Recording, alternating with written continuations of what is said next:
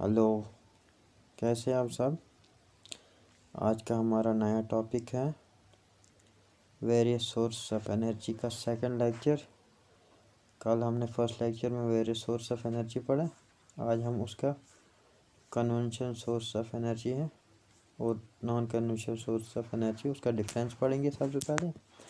उसके बाद हम कन्वेंशनल सोर्स ऑफ एनर्जी के जो तीन मेन सोर्स ऑफ एनर्जी हैं, कौन कौन से फॉसिल फ्यूल्स के थ्रू जो बनते हैं, कौन कौन सा है, कोल, पेट्रोलियम एंड नेचुरल गैस, इनको भी डिस्कस करेंगे इसी लेक्चर में।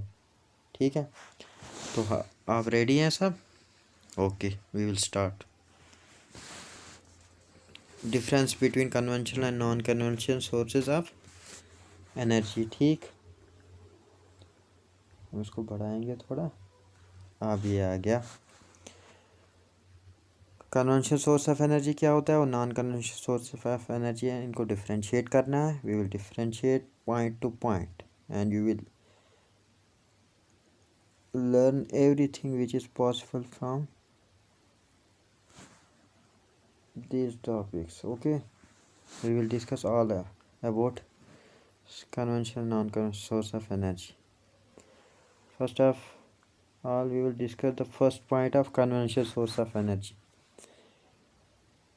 कन्वेंशनल सोर्स ऑफ एनर्जी जो होते हैं वो non renewable source of energy होते हैं, जो रिन्यू नहीं होते, अगैन अगैन यूज़ नहीं कर सकते हम, लॉन्ग पीरियड लगते हैं इनको बनने में, मिलियंस ऑफ ईयर लगते हैं। डिस्कस करेंगे हम नीचे, आपको खुद समझ आ जाएगा क्या क्या डिफरेंस है इनमें। ओके गाइस, अच्छा इसमें देखेंगे हम कि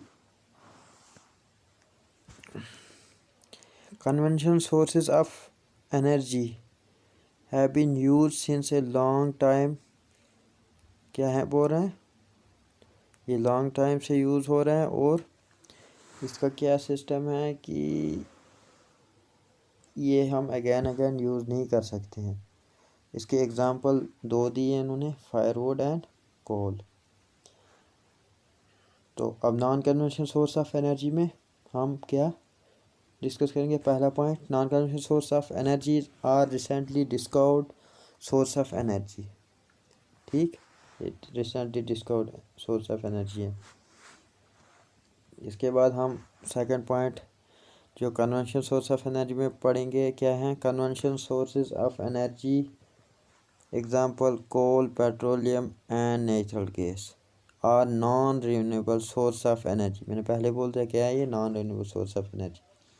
और जो non conventional source of energy है वो सोलर और विंड एनर्जी है, और भी हैं जैसे बायोमास है, टाइडल एनर्जी है। ठीक है, इसी में आता है। और रिन्यूएबल सोर्स ऑफ एनर्जी यानी हम इसको अगेन दोबारा से बार बार यूज़ कर सकते हैं और ये नेचुरल की तरफ से हमें अवेलेबल है। ठीक, अब थर्ड पॉइंट क्या है, conventional source of energy they cause pollution when used. Example इसमें क्या लिखना है, कोल एंड वुड अगर हम ये जब यूज़ करते हैं ये बहुत सारा पोल्यूशन पैदा करते हैं, जिसकी वजह से हमारा इन्वायरमेंट ख़राब होता है, हमारे इन्वायरमेंट इम्पेक्ट पड़ता है। मतलब बहुत सारा जो इन्वायरमेंट जितने भी हैं जैसे कम्युनिटीज़ हैं, प्लांट्स एंड एनिमल के, उनमें इफेक्ट होता है इसकी वजह से, पोल्यूशन की वजह से। इसके बाद क्या है कि नेक्स्ट पॉइंट, थर्ड पॉइंट जो है किस में, non conventional source of energy में क्या है, they don't cause any pollution, solar, wind and geothermal energy. क्या कहा इसने कि non conventional source of energy में पोल्यूशन काज नहीं करता है जब हम एनर्जी यूज़ करते हैं उसकी।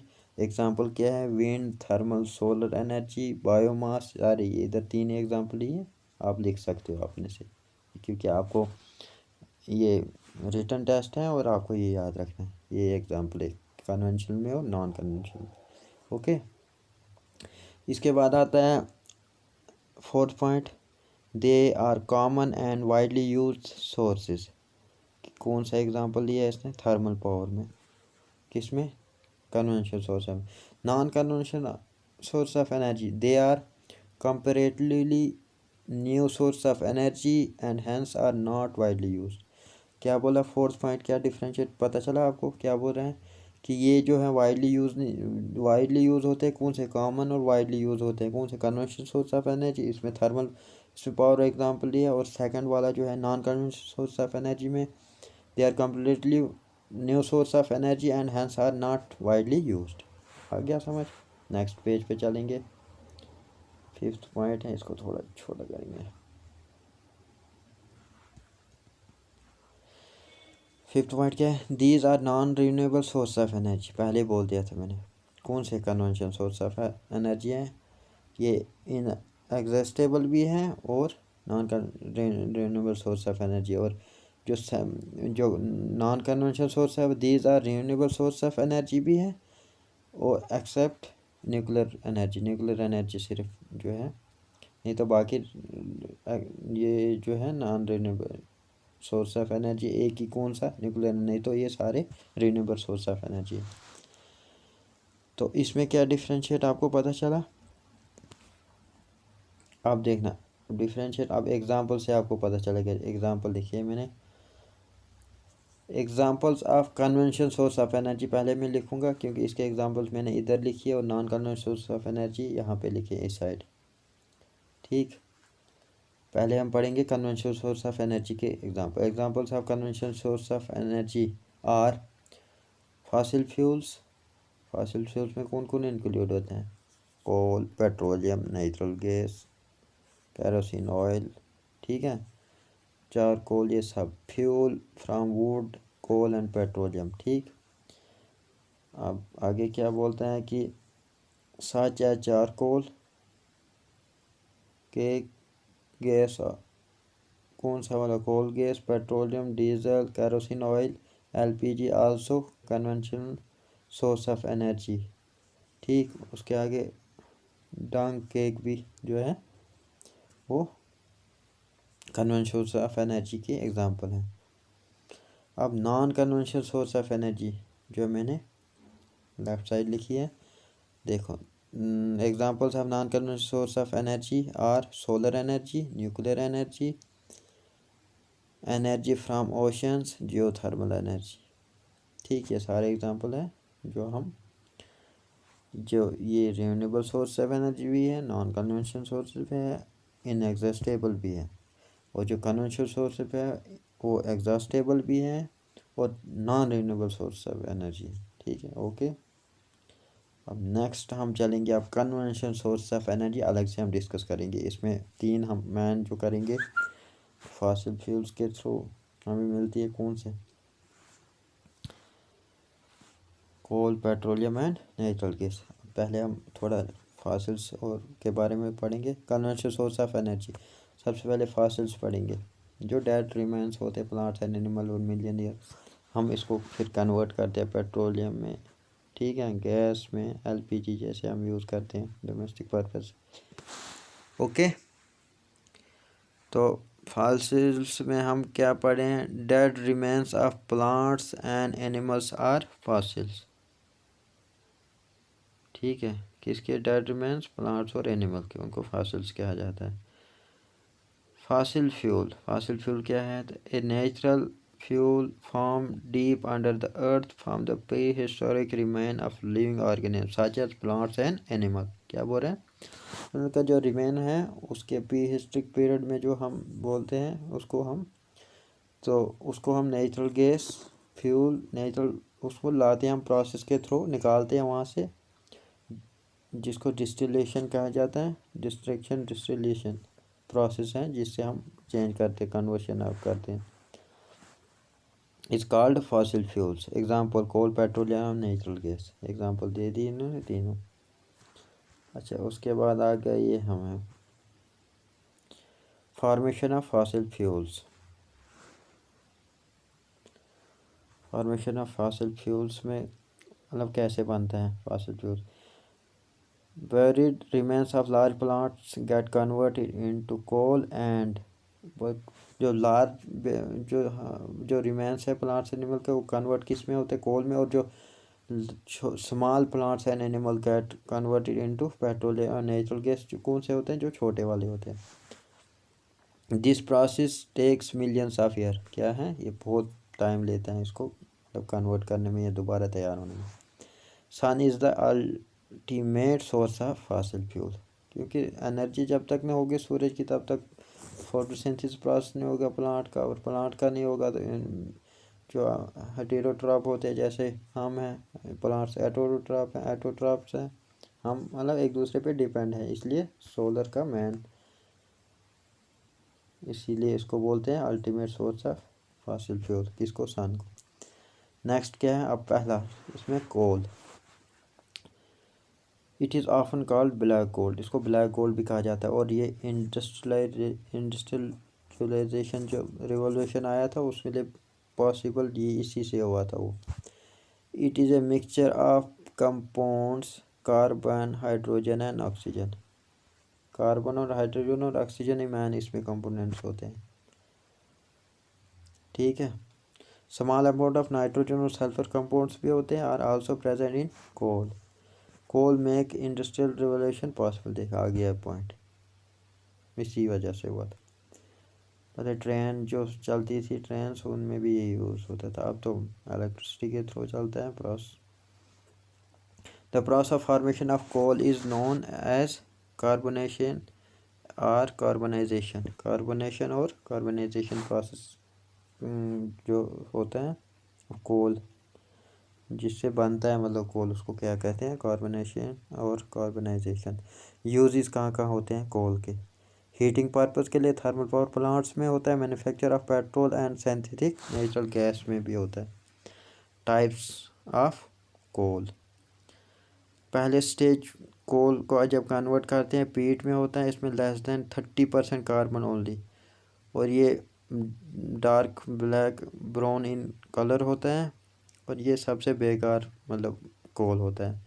उसके बाद जब इससे ज़्यादा हीट मतलब कन्वर्ट होगा अगला स्टेप नेक्स्ट स्टेज में, और नेक्स्ट टाइप उसको लिग्नाइट कहते हैं, इसमें 50% कम कार्बन होता है, इट इज़ सॉफ्ट, ये बहुत सॉफ्ट होता है, बिटुमिनस थर्ड होता है, इससे 85 से कम कार्बन प्रेजेंट होता है, मीडियम सॉफ्ट कोल है ये। एंथ्रासाइट सबसे बेस्ट कोल, और इसको स्मोकलेस कोल भी कहा जाता है, और 95 to 98% carbon are present and anthracite, anthracite हो गया टॉप वाला और पीट हो गया सबसे बेकार। अच्छा उसके बाद आ गया उसके पॉइंट कुछ खास का याद रखने जो, bituminous coal is widely formed in, found कहाँ होता है, इन इंडिया में वाइडली, कौन सा बिटुमिनस, जो थर्ड स्टेज पे जो होता है, जैसे पहला पीट होता है, सेकंड लिग्नाइट, थर्ड वाला होता है बिटुमिनस, और फोर्थ वाला होता है एंथ्रासाइट जो बेस्ट कोल जिसको कहा जाता है, ठीक है। एंथ्रासाइट जो coal is found in Jammu and Kashmir में ये होता है हिंदुस्तान के अंदर, ठीक है। अच्छा कंडीशंस, पीट में low temperature, low pressure, less time, low percentage of carbon, ये आपको याद रखनी है इसमें क्या क्या चीज़ें होती हैं। कम टेम्परेचर होता है, कम प्रेशर होता है, कम टाइम लगता है, कम परसेंटेज ऑफ कार्बन, और इसका मतलब अल्टरनेट उसका पूरा अपोजिट ये क्या है, एंथ्रासाइट जो सबसे बेस्ट कोल होता है जिसमें कार्बन 98% होते हैं, ठीक है okay. High temperature, high pressure, more time consumption, और हाई परसेंटेज ऑफ कार्बन इसमें होता है, ठीक है।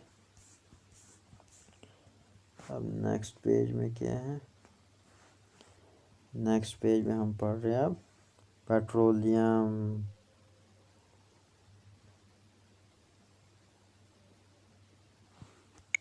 पेट्रोलियम में हम पढ़ेंगे, अभी हम पेट्रोलियम को डिस्कस करेंगे। हम पेट्रोलियम जो है लैटिन वर्ड से ट्राई किया है, दो वर्ड से बना है, petra means rock, oleum means oil, so इसको रॉक ऑयल भी कहा जाता है, किसको, पेट्रोलियम को। एडविन डरेक, ये कौन सा था, ये यूएस का एक पहला पर्सन था जिसने ड्रिल किया था first successful well through rock, rock के ज़रिए से, एंड प्रोड्यूस्ड क्रूड ऑयल, कच्चा ऑयल जिसने सबसे पहले जिसका वेल खोदा था किसने, और मतलब जिसने पहली बार इसको सक्सेसफुल ये हुआ था, Edwin Derek. It is dark in colour, petroleum जो है डार्क होता है कलर में। The crude oil petroleum is a complex mixture of several solid liquid and gases. क्या होता है मिक्सचर, किसका कॉम्प्लेक्स मिक्सचर का किसका होता है, solid liquid and gas. Hydrocarbon mixed with water salt and earth particles. Hydrocarbon मतलब मीथेन, प्रोपेन, पोटान, मिथाइल, वो सब एक हाइड्रोकार्बन्स होते हैं। वो मिक्स किसके होते हैं, वाटर, साल्ट और अर्थ पार्टिकल के साथ। ठीक है, okay. Petroleum is lighter than water and insoluble in it. क्या है, पेट्रोलियम जो है वेट में बहुत कम है और इनसॉल्युबल है, वाटर में मिक्स नहीं होता। Petroleum can not be used as fuel, ये फ्यूल मतलब एज ए फ्यूल यूज़ नहीं कर सकते हम। It deposits under the sedimentary rock and in deep earth surface and have formed during the past 100 million years। मतलब ये कहाँ पाया जाता है, नीचे ज़मीन के अंदर पेट्रोल मतलब सेडिमेंट्री रॉक्स में, और उसके ऊपर जो है तो नेचुरल गैस फॉर्म होता है। जैसे ये एग्जांपल ये मैंने लिखा है ना, अर्थ क्रस्ट के नीचे क्या है, ये सेडिमेंट्री रॉक्स, इसके नीचे अंदर नेचुरल गैस है और नीचे पेट्रोलियम बना हुआ। ठीक है, ओके। नेक्स्ट, अब इसका प्रोसेस ये कैसे हम फ्रैक्शनल डिस्टिलेशन मेथड, जिसकी वजह से हम पेट्रोलियम को कन्वर्ट करते हैं, क्रूड पेट्रोलियम को पेट्रोल में, नाफ्ता में, केरोसिन ऑयल में, डीजल में, कैसे कैसे बनता है देखना। जितना टेम्परेचर कम होगा उतना 40 डिग्री सेल्सियस में ये क्या बनता है, पेट्रोल बनता है। इसी तरह से एक मिनट ये दिखाता हूँ मैं आपको, ये 40 डिग्री पे क्या बना, पेट्रोल। इसी तरह से अगर 110 डिग्री टेम्परेचर इसको हीट दिया तो क्या बनता है, naphtha use for making chemicals use होता है नाफ्ता, वो बनता है। 180 डिग्री लगाओगे, 150 डिग्री सेंटीग्रेड टेम्परेचर बढ़ेगा तो कैरोसिन ऑयल बनेगा। 200-250 डिग्री सेंटीग्रेड बनेगा तो डीजल। और 340 डिग्री सेंटीग्रेड अगर टेम्परेचर लगाया, यहाँ पे हीटर लगा हुआ है, क्रूड ऑयल ये हीटर है, क्रूड ऑयल इसके अंदर डाला, यहाँ से कन्वर्शन इस साइड होता है जब टेम्परेचर, तो जब 340 डिग्री सेंटीग्रेड है, ये residue use for fuel oil and making lubricating oil and waxes. ठीक है,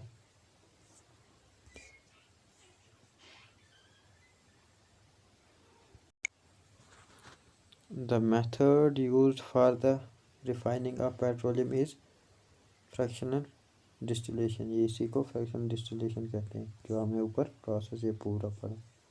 यहाँ क्रूड ऑयल है, फिर हीट लगा है। ठीक, the process of separating the crude petroleum into more useful fraction is called refining. वही क्रूड ऑयल को ही कन्वर्ट करते हैं, एक मतलब रिफाइन जब इसको किया जाता है एक अच्छे कंडीशन में चेंज करके, रिफाइनिंग में सेपरेट किससे किया जाता है, क्रूड ऑयल को।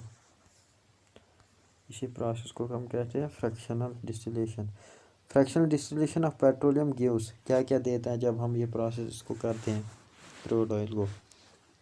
पेट्रोलियम गैस, एलपीजी जो हम यूज़ करते हैं अपने घरों में, diesel, petrol, kerosene, lubricating wax extra, ये चीज़ें प्राप्त होती हैं। नेक्स्ट पेज में हम क्या पढ़ेंगे, इसके कुछ पॉइंट्स हैं। Petroleum reserves in India is 618.95 million tons. कितने रिजर्व हैं हमारे हिंदुस्तान में, 618.95 million tons. Largest reserve are found in the western offshore, Mumbai High, Krishna Godavari basin 40%, Assam 20। क्या लार्जेस्ट रिजर्व कहाँ है, जो वेस्टर्न ऑफशोर हैं, जैसे एग्जांपल मुंबई हाई कृष्णा और गोदावरी बेसिन 40% और आसाम में 27% रिजर्व पाए जाते हैं पेट्रोलियम के। Largest producer of petroleum in India Rajasthan 23.7% और countries rich in petroleum Venezuela, ये कहाँ पे है? वेनेजुला है साउथ अमेरिका में, कंट्री है ना, साउथ अमेरिका के नॉर्थ में। Largest oil field in India Mumbai high में लार्जेस्ट ऑयल फील्ड है। अब थर्ड वाला और लास्ट जो है वो नेचुरल गैस। नेचुरल गैस में क्या है? Natural gas occurs deep under the crust of the earth either alone or along with oil above the petroleum, petroleum के ऊपर। पहले मैंने दिखाया था एग्जांपल, आपको इधर देखना दिखाऊंगा यहाँ पे, ये एग्जांपल किसके? पेट्रोलियम के ऊपर नेचुरल गैस है ना, नीचे पेट्रोलियम है, ये रॉक है, सेडिमेंट्री रॉक। ठीक है, ठीक है। हम देखा